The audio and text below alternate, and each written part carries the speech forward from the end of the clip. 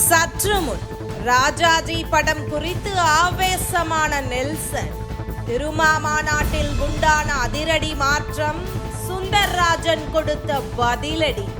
திருமாவளவன் நடத்திய மது ஒழிப்பு மாநாடு யாரை ஆவேசப்படுத்தியதோ இல்லையோ, நிச்சயம் திமுகவினரையும் குறிப்பாக திமுக ஆதரவாளர்களையும் கதறச் செய்திருக்கிறது. பத்திரிகை வட்டாரத்தில் திமுகவின் தீவிர ஆதரவாளராக அறியப்படுபவர் நெல்சன் சேவியர். இவர் நேற்று முடிந்த திருமாவளவன் மாநாடு குறித்து கருத்து தெரிவித்தார். அதில் மாநாட்டில் ராஜாஜியின் கட் அவுட் இருந்தது அதிர்ச்சியை கொடுத்திருப்பதாக தெரிவித்தார். இதற்கு எழுத்தாளர் சுந்தரராஜ சோழன் பதிலடி கொடுத்திருக்கிறார்.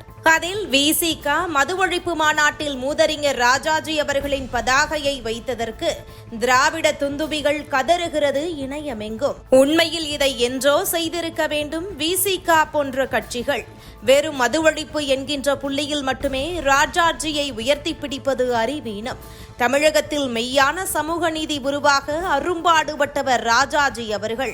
ஆலய நுழைவு, நிலச்சீர்திருத்தம், சமபந்தி போஜனம், பட்டியல் சமூகத்தினருக்கு அதிகார பகிர்வு என்பதில் எல்லாம் தமிழகத்தில் ஒரு முன்னோடி என்றால் அது ராஜாஜி அவர்கள் மட்டுமே. அதை அரசியல் பிரதிபலன் இல்லாமல் சமூக இயக்கமாக முன்னெடுத்தார். மாகாண சுயாட்சி அடைந்து 1937 மதராஸ் மாகாண முதல்வரான ராஜாஜி அவர்களின் அமைச்சரவையில் விவசாயம் மற்றும் ஊரக உள்ளாட்சித்துறை அமைச்சராக பட்டியல் சமூகத்தைச் சேர்ந்த வி.ஐ. முனியசாமி பிள்ளை பொறுப்பேற்றுக் கொண்டார். அப்போது மதராஸ் மேயராகவும் பட்டியல் சமூகத்தைச் சேர்ந்த சிவசண்முகம் பிள்ளையே ஆக்கப்பட்டார். ருக்மணி லட்சுமிபதி அவர்களை துணை சபாநாயகராக அறிவித்தார். முதல் பெண் சட்டமன்ற உறுப்பினர் மற்றும் உப்பு சத்தியாகிரகத்தில் ஆங்கிலேய அரசால் தண்டனை பெற்ற பெண்மணியும் இவரே. இப்படி எண்ணற்ற சாதனைகளை செய்த ராஜாஜியை புறக்கணிப்பதே அரசியல் அயோக்கியத்தனம். இதை நீண்ட காலமாக செய்து வரும் தமிழக களத்தில் ராஜாஜியின் படத்தை விசிக பயன்படுத்துவதில் எந்த தவறும் இல்லை. ராஜாஜியோடு கூட்டணி வைத்து அதிகாரத்தை பிடிக்க தயங்காத திமுக தற்போது விசிகவை விமர்சிப்பது கேவலமான அரசியல். ஆகவே இந்த திராவிட கூச்சலுக்கு பயந்து இதில் பின்வாங்காமல் விசிக இருந்தால் மகிழ்ச்சியே என குறிப்பிட்டிருக்கிறார். மொத்தத்தில் திருமாவளவன் தனது சக்தியை நிரூபித்திருப்பதால் திமுக திருமாவளவனுக்கு உரிய அங்கீகாரம் கொடுக்கவில்லை என்றால் திமுக ஆட்சிக்கு வருவது கனவிலும் நடக்காத காரியம் என்பது உறுதியாக இருப்பதாக விசிகவினர் குறிப்பிட்டு வருகின்றனர். மதுவிலக்கு விசாரணை ஆணையம் ஒன்றை அமைத்திட வேண்டும்.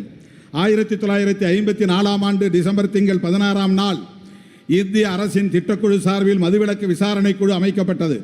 திரு ஸ்ரீமன் நாராயணன் என்பவர் தலைமையில் அமைக்கப்பட்ட அந்த குழு 1955 செப்டம்பர் 10ஆம் நாள் அன்று தனது அறிக்கையை சமர்ப்பித்தது.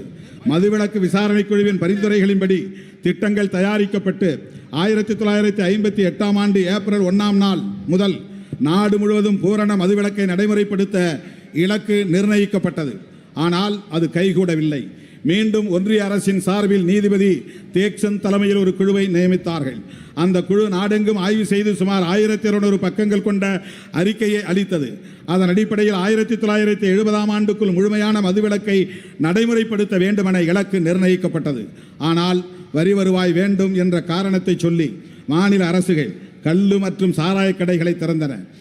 இதுபோன்ற முக்கிய நிகழ்வுகள், அரசியல் தகவல்களை ஆழமாக மாறுபட்ட கோணத்திலும் அறிந்து கொள்ள மறக்காமல் உங்கள் TNS24 டிஜிட்டல் பக்கத்தை பின்பற்றிக் கொள்ளவும்.